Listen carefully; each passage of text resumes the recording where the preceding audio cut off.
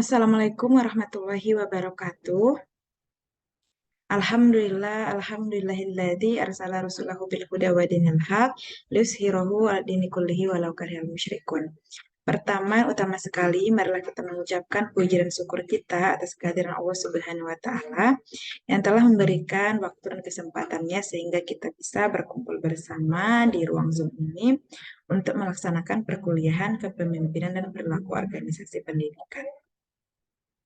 Salawat bertangkaikan salam kepada Nabi besar kita Muhammad Shallallahu Alaihi Wasallam dengan iringan doa Allahumma sholli ala Muhammad wa ala ali.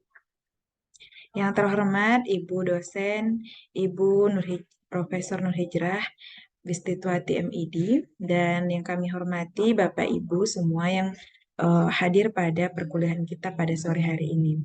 Pada kesempatan ini, izinkanlah saya, Yani Aulia, dengan NIM 22147030 untuk menyampaikan materi. Untuk itu, izinkanlah saya terlebih dahulu untuk membagikannya. Baik Bapak Ibu, seperti yang sudah terlihat di layar, bahwa kita akan membahas tentang individual process in organization. Nah, untuk yang pertama, kita akan bahas dulu terkait dengan orang di dalam organisasi atau bagaimana individu itu di dalam suatu organisasi.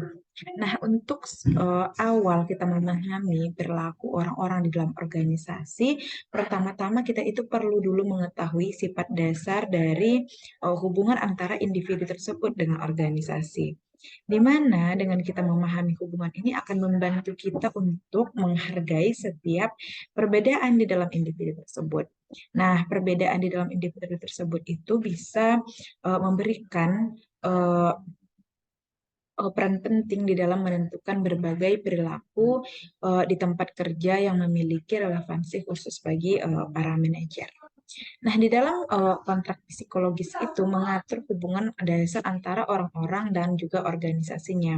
Di mana di dalam kontrak psikologis itu tergambar ada beberapa sifat yang esensial. Yang pertama itu adalah bagaimana individu itu memberikan berbagai kontribusi kepada organisasi seperti usaha, keterampilan, kemampuan, waktu, dan juga loyalitas. Nah, di sini kita juga akan membahas bagaimana kecocokan orang di dalam suatu pekerjaan. Nah, salah satu aspek spesifik dari pengelolaan kontrak psikologis itu adalah pengelolaan kecocokan pekerjaan seseorang. Di mana kecocokan orang dengan pekerjaan yang baik adalah di mana kontribusi karyawan sesuai dengan rujukan yang ditawarkan oleh organisasi. Nah, di sini manajer dapat memperkirakan tingkat keterampilan karyawan saat membuat keputusan perekrutan dan dapat juga meningkatkannya melalui pelatihan. Nah, di sini juga kita bisa melihat ada perbedaan individu, di mana perbedaan individu itu merupakan atribut yang bervariasi dari satu orang ke orang lain, di mana terkait dengan perbedaan fisik, psikologi, dan juga perbedaan yang membuat orang itu unik dari yang lainnya. Nah, sebagai yang kita lihat di mana ada beberapa kategori dasar yang membedakan antara individu itu mencakup dari kepribadiannya, sikapnya, persepsinya, dan juga kreativitas. Namun yang perlu kita catat untuk pertama yang penting itu adalah situasi dalam menilai perilaku seorang individu tersebut. Karena bagi seorang manajer perlu untuk menetapkan kontrak psikologis yang efektif dengan karyawan, di mana nanti ini untuk mencapai kesesuaian yang optimal antara orang tersebut dengan pekerjaannya. Di mana di sini mereka menghadapi tantangan yang besar dalam mencoba memahami perbedaan individu dan juga kontribusinya dengan rujukan ataupun konteks. Nah, selanjutnya di sini kita juga akan membahas tentang bagaimana kepribadian dan juga organisasi serta apa saja ciri-ciri dari kepribadian tersebut. Nah, sebagaimana kita tahu bahwa perbedaan individu adalah atribut pribadi yang juga bervariasi antara satu orang dan orang lain. Di mana perbedaan individu itu kan tadi bisa berupa fisik, psikologis, dan juga emosional. Nah, seperti yang kita lihat bahwa sikap, persepsi, dan kreativitas itu kan manajer itu perlu untuk menetapkan kontrak psikologis yang efektif dengan karyawan mereka, di mana ini nanti untuk mencapai kesesuaian yang optimal antara orang-orang tersebut dengan pekerjaan. Nah, di sini akan kita jelaskan tentang ada 5 ciri kepribadian, di mana peneliti telah mengidentifikasi ada 5 ciri kepribadian yang mendasar yang sangat relevan dengan organisasi. Di mana di sini bisa kita lihat bersama bahwa kelima ciri tersebut adalah yang pertama itu adalah agreeableness, di mana di sini mengacu pada kemampuan seseorang untuk bergaul dengan orang lain. Ini menyebabkan beberapa orang itu menjadi lembut, kooperatif, pemaaf, pengertian, dan baik hati dalam berurusan dengan orang lain. Namun kekurangan dari agreeableness ini adalah mengakibatkan orang lain itu mudah tersinggung, pemarah, dan juga tidak kooperatif. Nah, ini umumnya bermusuhan dengan orang lain. Nah, yang kedua itu adalah kesadaran yang mengacu pada jumlah tujuan yang menjadi fokus seseorang. Di mana orang-orang yang fokus pada tujuan yang relatif sedikit pada satu waktu cenderung terorganisir, tersistematis, hati-hati, teliti, bertanggung jawab, dan juga disiplin. Namun yang lain cenderung mengejar tujuan yang lebih luas dengan berbagai tujuan dan juga akibatnya tentunya. Nah, hal ini cenderung lebih tidak teratur, ceroboh, tidak bertanggung jawab, dan juga serta tidak teliti dan juga disiplin. Nah, ciri yang ketiga itu ada neurotisisme, di mana ini berarti orang itu relatif lebih neurotik, cenderung mengalami emosi yang tidak menyenangkan seperti pemarah, cemas, depresi, dan perasaan rentan lebih sering daripada orang yang relatif kurang neurotik. Nah, yang selanjutnya ada extraversion. Ini mencerminkan tingkat kenyamanan seseorang dengan hubungan, di mana ekstrovert mudah bergaul, banyak bicara, tegas, dan terbuka untuk menjalin hubungan baru. Nah, introvert kurang bersosialisasi, banyak bicara, dan tegas, dan lebih enggan untuk memulai hubungan. Nah, yang kelima yaitu keterbukaan. Ini mencerminkan kekakuan antara keyakinan dan juga jangkauan minat seseorang.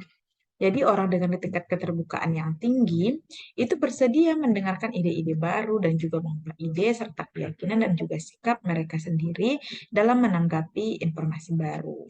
Nah, orang-orang yang keterbukaannya ini tinggi juga cenderung memiliki minat yang luas dan ingin tahu juga, imajinatif juga, kreatif. Namun di sisi lain, orang dengan tingkat keterbukaan yang rendah cenderung kurang menerima ide-ide baru dan kurang juga mau untuk merubah pikiran. Nah, selanjutnya Bapak Ibu semua, di sini kita juga akan membahas tentang kerangka Myers-Briggs, di mana di sini ada pendekatan lain yang menarik untuk memahami kepribadian di dalam organisasi, yaitu adalah kerangka kerja Myers-Briggs, di mana di sini berdasarkan karya dari klasik Carl Jung yang membedakan orang dalam 4 dimensi umum. Yang pertama itu penginderaan, yang kedua intuisi, yang ketiga penilaian, dan yang terakhir itu adalah persepsi, di mana posisi yang lebih tinggi dan rendah itu di setiap dimensi itu digunakan untuk mengklasifikasi orang ke dalam salah satu dari 16 kategori kepribadian yang berbeda. Nah, di sini juga kita akan membahas emotional intelligence, di mana yang pertama ada kesadaran diri yang merupakan dasar untuk komponen lainnya. Nah, ini mengacu pada seseorang atau kepada kapasitas orang untuk menyadari bagaimana perasaannya. Secara umum, kesadaran ini lebih banyak memungkinkan seseorang untuk lebih efektif dalam membimbing kehidupan dan perilakunya sendiri. Nah, yang kedua itu adalah mengelola emosi, di mana mengelola emosi ini mengacu pada kemampuan seseorang untuk menyeimbangkan kecemasan, ketakutan, dan juga kemarahan yang ini tidak mengganggu pencapaian. Nah, yang ketiga itu adalah memotivasi diri sendiri, di mana motivasi diri sendiri ini mengacu pada kemampuan seseorang untuk tetap optimis dan terus berjuang dalam menghadapi kemunduran, hambatan, dan juga kegagalan. Yang keempat itu adalah empati. Nah, empati ini mengacu pada kemampuan seseorang untuk memahami bagaimana perasaan orang lain bahkan tanpa diberitahu secara eksplisit. Nah, yang kelima adalah keterampilan sosial. Nah, ini mengacu pada kemampuan seseorang untuk bergaul dengan orang lain dan membangun hubungan yang positif. Yang keenam adalah penelitian awal yang menunjukkan bahwa orang dengan EQ tinggi itu mungkin berkinerja lebih baik daripada yang lain, terutama dalam pekerjaan yang membutuhkan tingkat interaksi interpersonal yang tinggi. Dan ini juga melibatkan untuk mempengaruhi atau mengarahkan pekerjaan orang lain.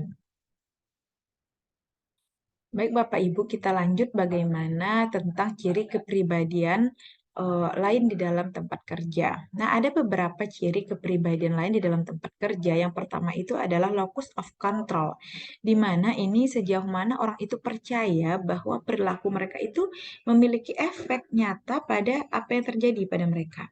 Nah, yang kedua self-efficacy, di mana ini merupakan karakteristik kepribadian yang terkait tetapi agak berbeda.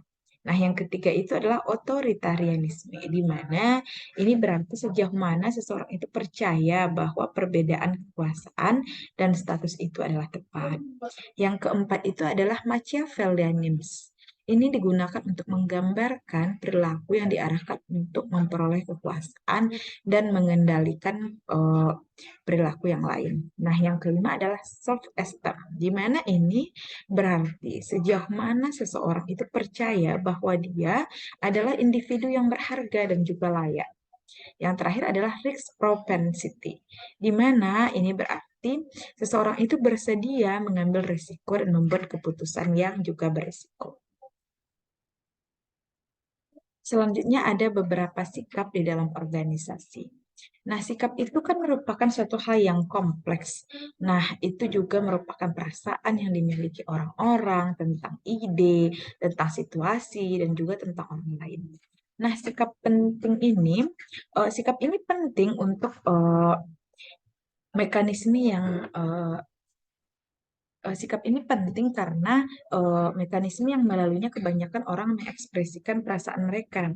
Nah, di sini ada tentang materi bagaimana sikap itu dibentuk. Yang pertama itu adalah struktur sikap. Nah, sikap ini biasanya dipandang sebagai disposisi yang stabil untuk berperilaku terhadap objek dengan cara tertentu. Yang kedua adalah cognitive dissonance, di mana ketika dua set kognisi atau persepsi bertentangan atau tidak selaras, seseorang itu mengalami tingkat konflik dan kecemasan yang disebut disonansi kognitif. Nah, yang ketiga itu adalah attitude change, di mana sikap tidak stabil antara atribut dan kepribadiannya. Misalnya, informasi baru itu dapat mengubah sikap seseorang. Nah, di sini kita akan bahas bagaimana itu sikap terkait dengan pekerjaan utama. Di mana yang pertama kepuasan kerja, di mana kepuasan kerja ini mencerminkan sejauh mana sih orang tersebut menemukan kepuasan atau pemenuhan dalam pekerjaan mereka. Yang kedua itu adalah komitmen organisasi. Nah, komitmen organisasi ini juga sering disebut sebagai pekerjaan komitmen. Nah, komitmen organisasi ini mencerminkan tentang bagaimana identifikasi individu dengan keterikatannya terhadap organisasi. Nah, selanjutnya di sini kita juga akan membahas tentang pengaruh mood itu di dalam organisasi. Nah, manajer itu percaya bahwa emosi dan perasaan yang bervariasi di antara orang itu dari hari ke hari, di mana ini bisa mengakibatkan adanya fluktuasi jangka pendek dan juga kecenderungan stabil yang mendasar ke arah keadaan emosional yang konstan dan juga dapat diprediksi. Di sini ada beberapa persepsi di dalam suatu organisasi. Yang pertama itu ada persepsi selektif, di mana persepsi selektif ini adalah proses menyaring informasi yang membuat kita itu tidak nyaman atau bertentangan dengan keyakinan kita. Yang kedua ada stereotip, di mana ini mengkategorikan atau melabeli orang berdasarkan atribut tunggal. Misalnya bahwa seorang manajer itu percaya bahwa keterampilan komunikasi penting untuk pekerjaan tertentu. Dan pidato itu merupakan jurusan komunikasi yang cenderung memiliki kemampuan komunikasi yang baik.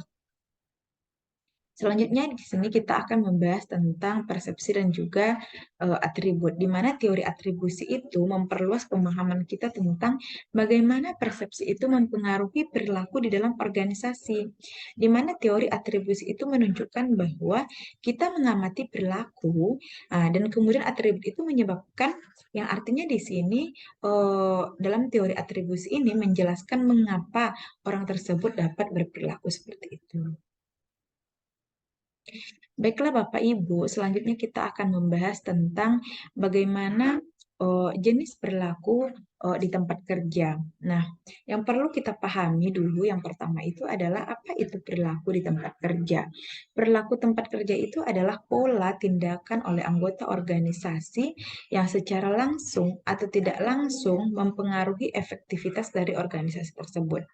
Nah, salah satu cara untuk berbicara tentang perilaku tempat kerja adalah untuk menggambarkan dampaknya terhadap kinerja dan juga produktivitas, serta ketidakhadiran dan pergantian dan juga kewarganegaraan dari organisasi tersebut. Karena perilaku kinerja itu merupakan kumpulan dari total perilaku yang berhubungan dengan pekerjaan yang dilakukan oleh organisasi dalam mengharapkan individu untuk ditampilkan. Baik Bapak, Ibu, dan juga Ibu dosen, sekian pemaparan materi dari saya. Terima kasih atas segala perhatian dan mohon maaf apabila ada kesalahan dalam menyampaikan materi. Saya Yeni Aulia, mohon pamit. Assalamualaikum warahmatullahi wabarakatuh.